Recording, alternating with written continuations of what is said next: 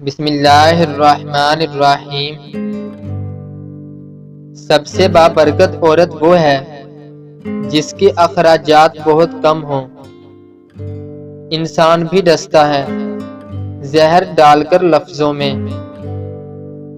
رشوت لے کر سرکاری کام کرنے والے لازمی جنازہ پڑھا کریں اور غور کریں کہ مرنے والا کتنا خزانہ ساتھ لے کر جا رہا ہے۔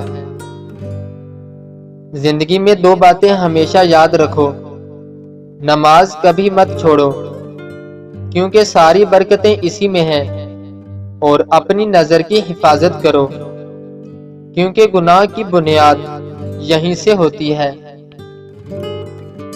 بہت بڑی حماقت کی بات ہے کہ آپ اس آدمی کے سبب افسردہ ہو جو اپنی زندگی ہنسی خوشی بسر کر رہا ہے۔ اگر تمہاری یادداشت کمزور ہے تو اس میں کوئی بری بات نہیں۔ وہ لوگ بے چین رہتے ہیں جو ہر بات ذہن میں رکھتے ہیں۔ دو باتیں انسان کو باکمال کر دیتی ہیں، نرم دل، میٹھی زبان اور ٹھنڈا دماغ۔ گھر کے بڑے جب جاتے ہیں تو رونقیں بھی ساتھ لے جاتے ہیں۔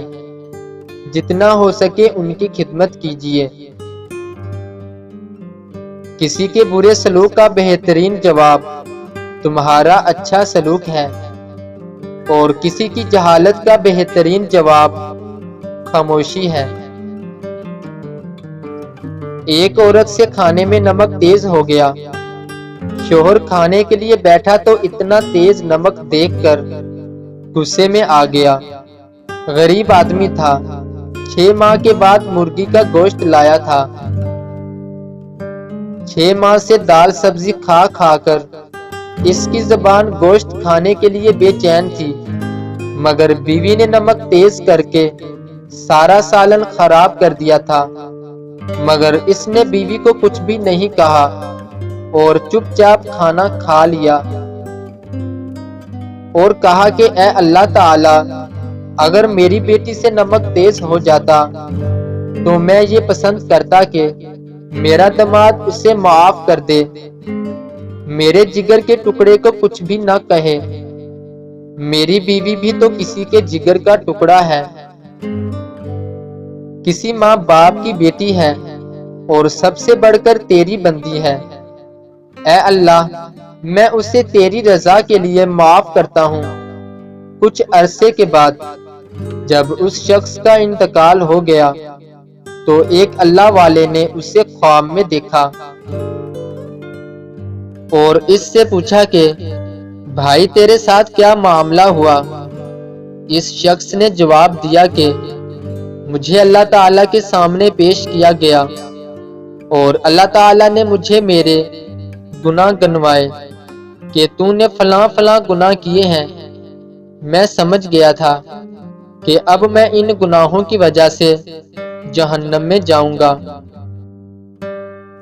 لیکن اللہ تعالیٰ نے آخر میں فرمایا کہ جاؤ، میں نے تمہیں اس وجہ سے معاف فرمایا کہ تم نے اپنی بیوی کو اس دن میری بندی سمجھ کر معاف کیا تھا جس دن اس سے نمک تیز ہو گیا تھا۔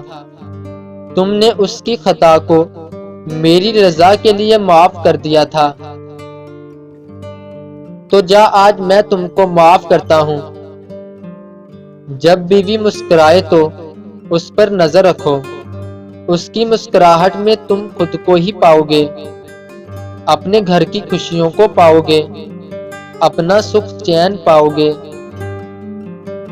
اس لیے اپنے چہرے پر بھی مسکراہٹ رکھو، نرمی سے پیش آؤ، بیوی کو وہ احترام دو جس کی وہ حقدار ہے، جس سے نہ کبھی بیوی دکھی ہوگی اور نہ کبھی گھر کا سکون ختم ہوگا۔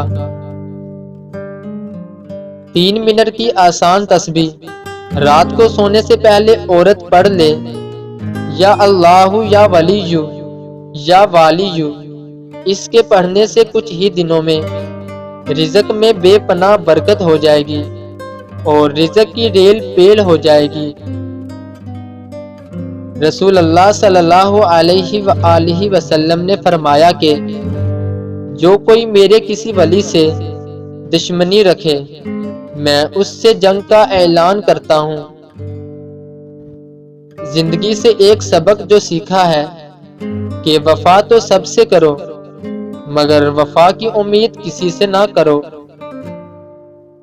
کاش کوئی ایسا آئینہ بھی ہوتا جو چہرہ نہیں نیت بھی دکھاتا۔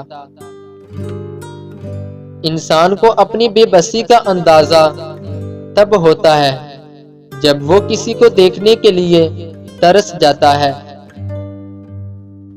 پیار محبت کے نام پر کسی بھی شخص کو استعمال کر لینا بہت عام سا کام ہے، مگر استعمال کرنے والوں کا انجام بہت برا ہوتا ہے، کیونکہ اللہ تعالیٰ نے انسان کو دنیا میں بھیجنے سے پہلے ایک نظام طے کر لیا تھا جس کا نام مکافات عمل تھا۔